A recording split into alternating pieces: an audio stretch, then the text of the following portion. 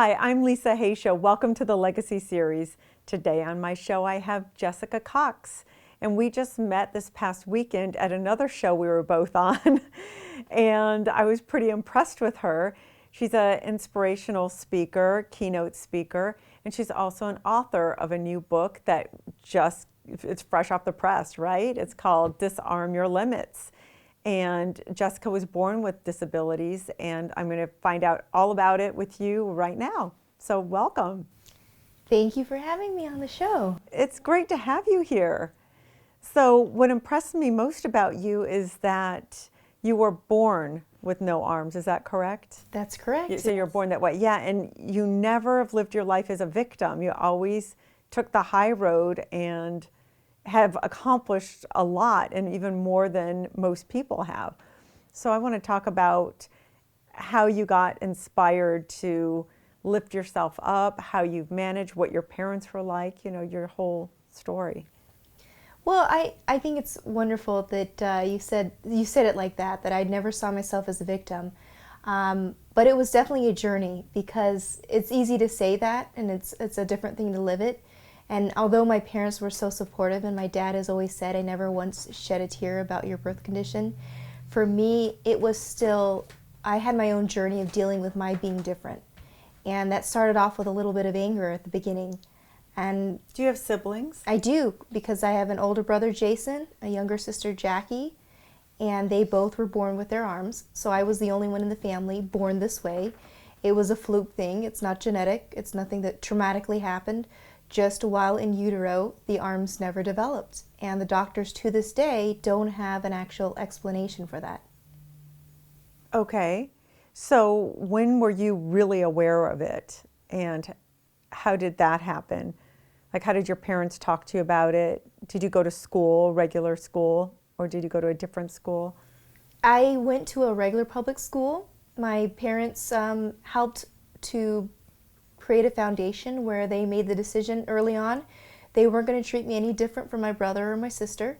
They were going to expect that I would learn how to do the things that most children learn how to do, from tying my shoes to eating to getting dressed to doing everything to be independent, so that I could eventually go out to the real world, which I eventually had to do. And going to a public school helped me to learn how to deal with the reactions from other children and other people. And I went through life with the support of my parents and finding out different ways of doing things, adapting to my feet as being my hands. And the most difficult challenge, dealing emotionally with that being different, and how to react to people in the outside world who were curious, who stared, who didn't know how to react, and who gave me pity, who just were in shock, and how to deal with that in a very confident manner, which my parents were wonderful. Fortunately, my parents were wonderful examples to me, and I eventually came to a point in my life where I had the confidence to be proud of my difference and to see it as a gift. Where did you grow up? I grew up in a small town south of Tucson, Arizona. It's a small little town called Sierra Vista. I grew up there till about age 14 and then moved to Tucson. Okay, so your whole life you just lived it regularly, so you just learned to do everything with your feet. I did. Correct? Mm-hmm. Yes. So tell us, what can you do with your feet? Everything. This morning when I got dressed to be here, I put on my clothes with my feet. I brushed my hair. I washed my face, I brushed my teeth, I even put on my makeup, which I actually brought some mascara just to give you an idea of how the dexterity that I have developed out of necessity. And now, were you trained how to do this, or is this something you just learn?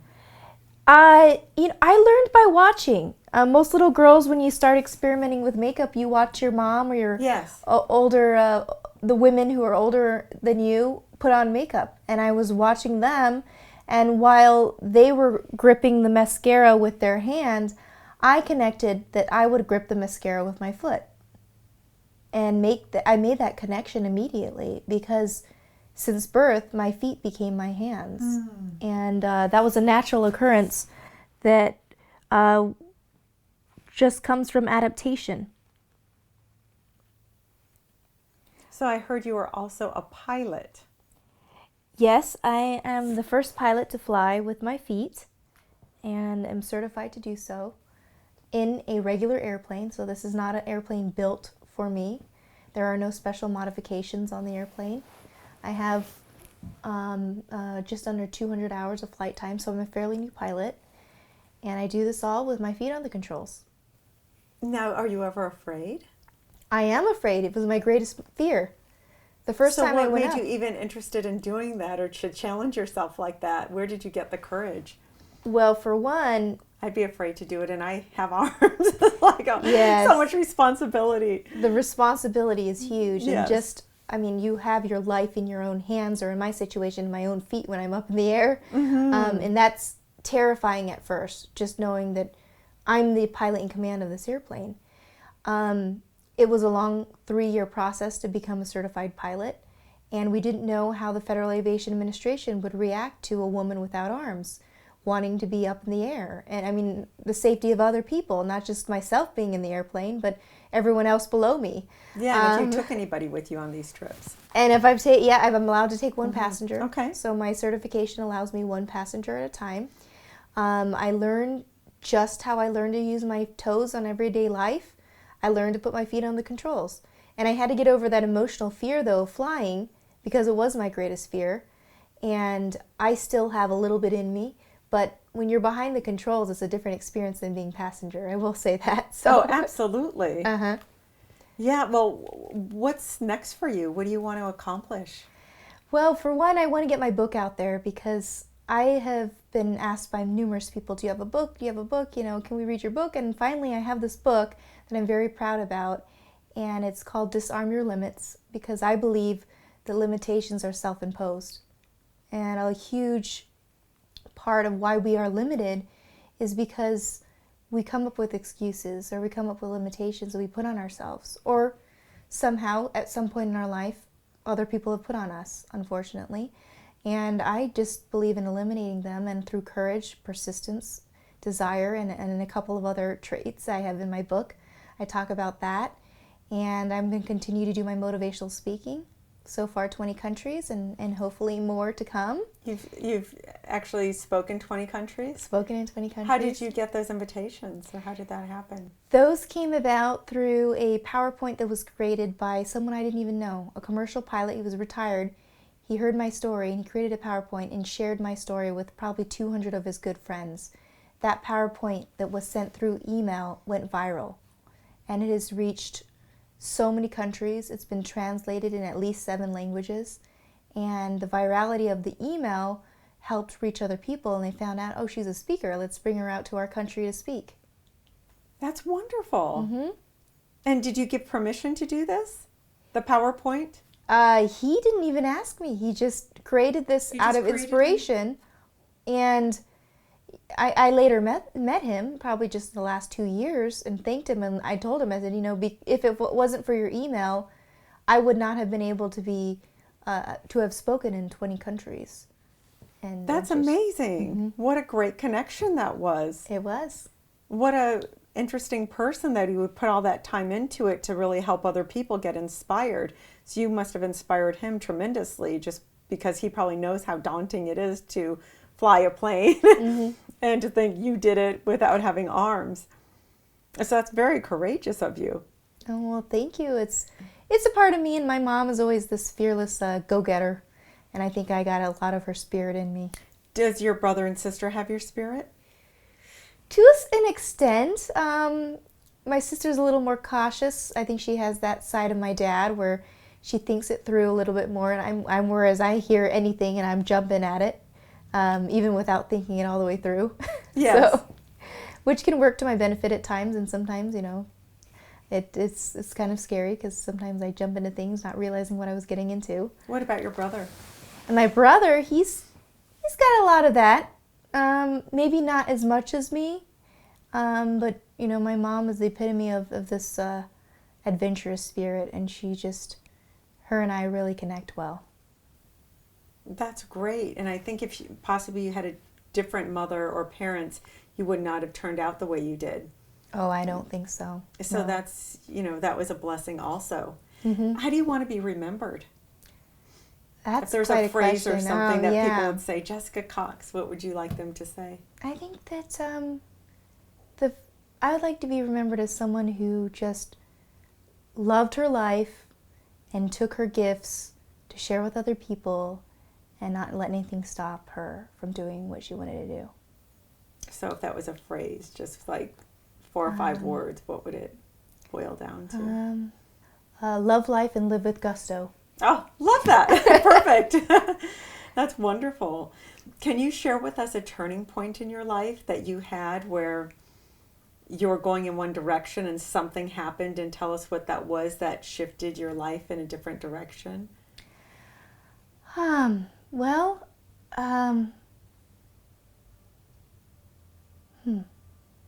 Well, for one, I decided to become a speaker when I was in college. It wasn't something I wanted to do right away. I was actually on my way to become a doctor. And, regardless of the fact they didn't have gloves for feet, I was going to figure out a way that I could be a medical doctor, because I was, from the age of 5, I wanted to go into medicine. Watching my mom, who was a nurse, and knowing that I wanted to pursue something in medicine. And I went to college pre-med, freshman, sophomore, junior years, taking all the pre-med courses. I got to about organic chemistry, and I realized how difficult this was. And I questioned whether this is something I really wanted to pursue, becoming a doctor. And in those few years of college, I had a couple volunteer opportunities to share my story with students and speak about inspiration. And of course, I did that just on the side. And then I realized that I wanted to become a doctor to help people. But it didn't necessarily mean that I had to become a medical doctor. I could be a doctor in a way that was sharing and helping people from the stage, thousands of people at a time. And that's where I started to decide, maybe I should do the speaking. And I took a couple psychology classes. I realized how much credit psychology gives to our life, and I really liked that, because I remembered the phrase, life is 10% what happens to you, 90% of how you respond to it. And psychology gave so much credit to the way we think.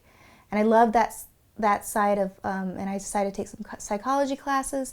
I had a minor in communication, and then graduated college with a Bachelor of Science from all the science classes I took, decided to pursue speaking. So even though I didn't go to medical school, I ended up choosing a career that allowed me to be a doctor on stage to many people in a different way. Yes, I think that's true. That's exactly what you are.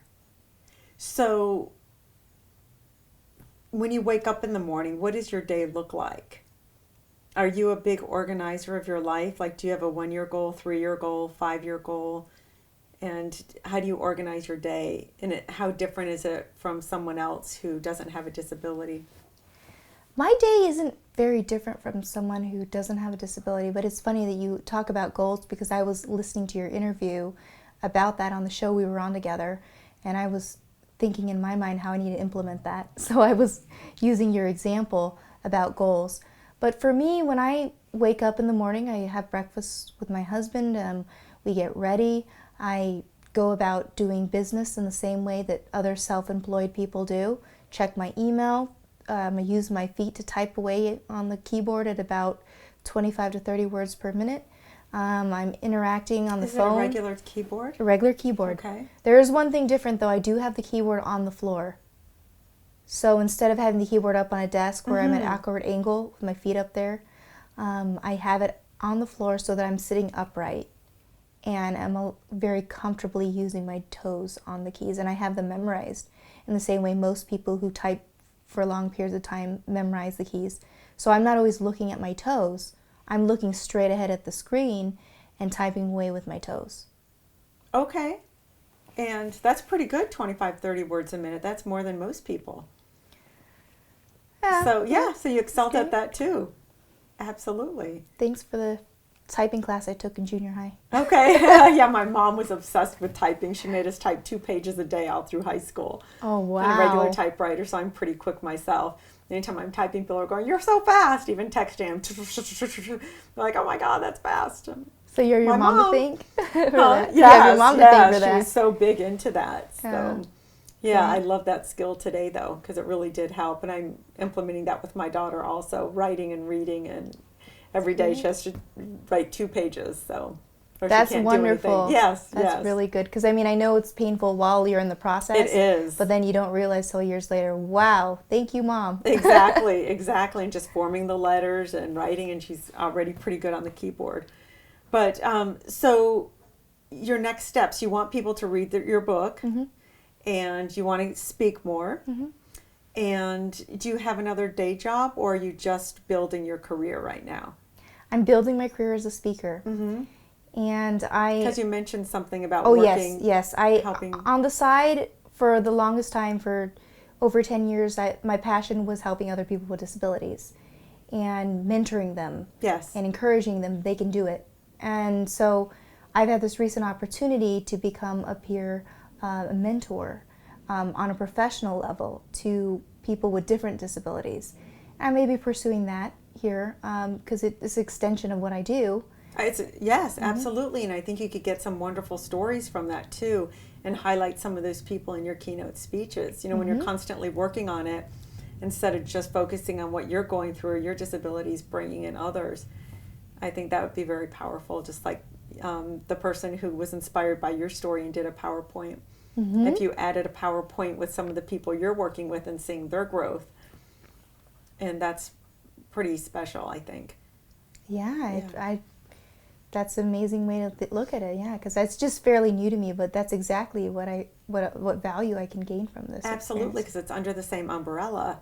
So when you're not actually speaking, I know you have to do CEO work and business work to get the speaking things and prepare. Do you prepare a speech for each person, for each different countries, or similar? But it's similar in a way. It is kind of fit for each different, customized for the audience, but I cover desire, persistence, fearlessness, and the importance of thinking outside the shoe. Oh, okay. I love that. Yes. So what, if you could have one wish, what would that be? Well, I wish that for me, the ongoing challenge in the speaking business is getting my name out there. And I know I can reach hundreds and thousands of people, but a huge part about it is getting the word out there. And there's always that ongoing marketing and PR challenge as a speaker, is reaching the meeting organizers and saying, here's someone who'd like to share her story to help bring value to your group or to your employees. So for me, it's that wish of constant invitations so that I can pursue this and continue to grow. And what makes you so passionate about doing this and getting your story out? There's so many people with disabilities who would want nothing to do with the camera, and they wouldn't want to put themselves out there for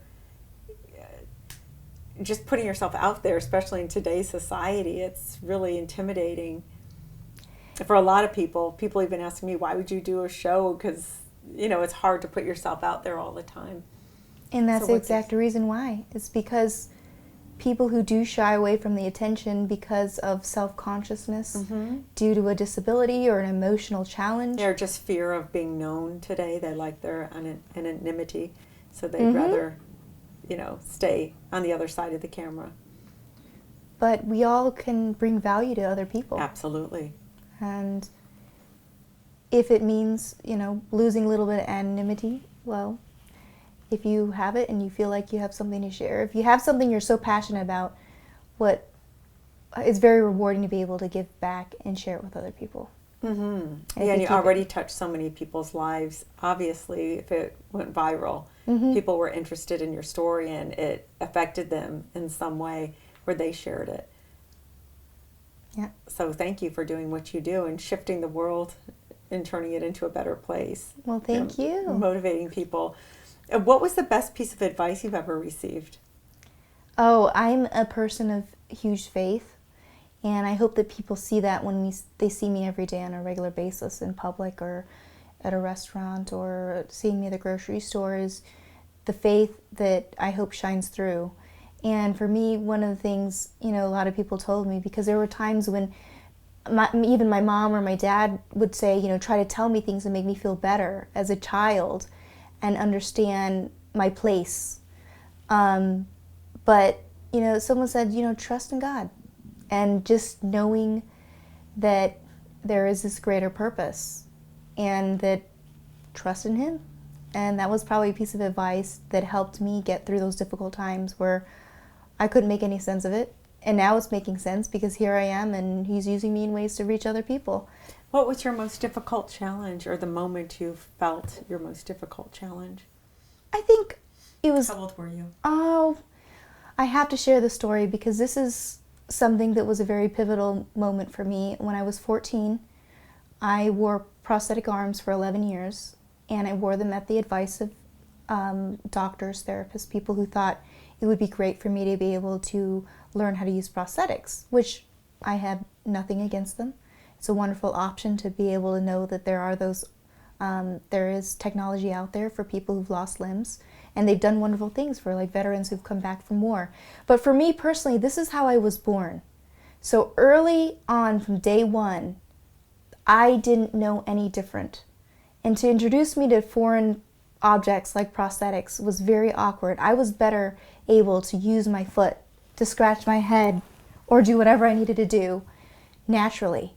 And though I wore them for 11 years, I gave them 11 years. And finally, the first day of 8th grade, I was 14, I walked to the bus stop of my junior high, and I walked without them.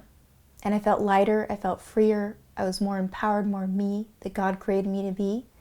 And when I walked on the bus door shut, and I promised myself I would never again wear them. And to this day, they remain in the closet. And that was a very important decision I made, to leave them behind. And how did that make you feel, though? Did you feel empowered by it, or was it just, I want to accept me for who I am? Or what was... I think it was making a statement that, you know, people want me to be maybe normal, or people want me to have these arms to fit in, but that didn't matter. At that point, it really didn't matter. What really mattered is that I was going to be me, and I was going to celebrate me, and even if it meant the threat of rejection, because naturally I was made fun of, I was pointed at, I was stared at, but it didn't matter anymore because it was actually more difficult to try and be what other people wanted me to be than to be who I am. But once I made that decision that, you know, I'm not going to be what everyone wants me to be, it made life easier. And it created confidence that nothing else could. Yeah, that's the biggest point. It created confidence. You accepted you, so you almost demanded other people to accept you as you are. You didn't say, oh, you think I need that? Okay, people think I'm normal or I'll look better. You didn't care. You said, I want to be me, and this is who I am. Accept me or don't. And I'm not going to be attached to whoever doesn't accept me. I'll be attached to who does accept me and live in that world, which is great advice for anybody. Exactly. Especially for bullying today. And even, you know, a lot of famous people or famous friends, when I've talked to them, they say, and including myself, you know, you could get 100 good reviews and you get one bad or two bad, and then you're like, but what happened here? Why? What didn't this person get, or what did I do to, you know? So it's wonderful. So you're saying you do the opposite, and you've been practicing that for a long time because your disability, you focus on what works, the positive, instead of the minority, which is, it really is the minority. It seems like it is. If someone's poking fun at you or, you know, pointing you out, you think, oh, everyone's doing that, but it's really not. It's really not a few people, but it gets blown up in our heads that it's everybody, you know. Yeah, it's goes back to always, never, but it's just a few people. And sometimes they're genuine. Yeah. Curiosity, someone's staring at me. I've never seen anyone different before. And so they're going to stare at me a little longer. But translating that in my head was different. Yes. Being the one who was stared at. So how do you do that? How did you flip the switch? Well, you realize, I think for me it was also the moment I met someone who was similar to me. She lost her arms when she was 3 in an electrical accident. Unfortunately, she grabbed onto some wires as a 3-year-old. Her arms were burned off and they couldn't save them. So she had to adapt in a different way because she wasn't born that way, but she still was able to learn how to use her feet. One day I finally connected with her. She was in another city, and I drove up to meet her, and I was sitting across from her at a breakfast table in a restaurant. And we had 2 cups of coffee. I had a cup of coffee in my right foot. She had a cup of coffee in her right foot. And there was just a moment I was like, I get it now. This is why people stare. Because I was staring at her when she was doing exactly what I was doing. But I was staring at her because I'd never seen anyone do that before. This is why people stare. They're staring because this is something they've never seen before. And just because I was able to feel the same emotion that other people feel when they see me, I was able to understand. Yes. So how would you teach people how to have confidence? So confidence starts with acceptance. But how do you accept yourself? I think, Especially people dealing with shame or people dealing with regret, or they made bad decisions so they don't trust themselves. I get that a lot with people. well, I know that confidence can't just happen overnight because it took me probably 20-something years. Oh, thank you for saying that. That's important because Yeah. people, oh, I tried in this situation or that, but I just don't have it. You have to build it, and doing what you do, you keep putting yourself in challenging situations Exactly. and building your confidence. You're not just being, simple-minded or just, oh, I don't want to touch that. I don't want to challenge myself there, just so you always succeed at a lower level. You go, if I could put on makeup, I could drive a car. If I could drive a car, I could do keyboards. If I could do keyboards and drive a car and put on makeup, I could fly a plane. If I could do that, I could do taekwondo. You're a black belt, right, in taekwondo? Yeah. And other people wouldn't even try taekwondo because what if I get hurt? Yeah. And so that's a great lesson. So just push yourself every day a little bit out of your comfort zone. And slowly you'll build confidence. That's And it. what about liking yourself? Or learning to love yourself, actually, even more so than liking yourself. Well, liking yourself is self-worth. I mean, obviously, when you're a child, you develop self-worth from the people around you and the love that they express. But also, you develop it from within. You start to love yourself when you realize that you are fearfully and wonderfully made. And that you can't replace any person on the entire planet, and that uniqueness is something that you should really celebrate. When you start to realize that, and for me it was through faith, it was realizing that I have a purpose. I have a wonderful family, and they love me. And unfortunately, I wish that was true for everyone to have a wonderful family that loved them, but that doesn't always happen. But you find people who love you. And it may not be your biological family. It could be someone in your community. But you find that and you start to develop it. And you start, like you were saying, stretching yourself to do things that make you end up loving yourself for reaching that milestone. And I think a huge thing is giving back. When you volunteer and you give back, you really start to like yourself more. That's when I started doing my soul blazing retreats. I made it a point to be of service during the day, and then you get therapy at night, because people always responded much better. They weren't in their darkness, they were more in their light, where they could be more open to growth and change. Yeah, it's true, because my speaking career is about me and other people. It's not just about other people going out giving back. But for me, it helps me to give back to them. Yes, it does. Yeah, And that's be why I was comfortable. impressed. Yeah, doing both, working with others and mentoring and doing your speaking. So that gives you so much more material to keep your message fresh also. Yeah. Yeah, so what would you want your legacy to be? That's a great question. I've never really thought too much about my legacy because I'm 32. And I guess you don't think about your legacy very often. When you're 32, you're kind of just living life. But I think about the legacy that I would want, and I think what immediately came to mind to me were these girls that I mentor. Girls who also were born without arms. And something about, I have really great passion for helping these girls. And I would just want the best for them. I would want them to be their own best self, to be confident, to drop the baggage of not having arms or being physically different, and just to be the confident self, best self that they can be. And that's what I hope for them when I meet them, and that I've made that effect on their life, that they can be that.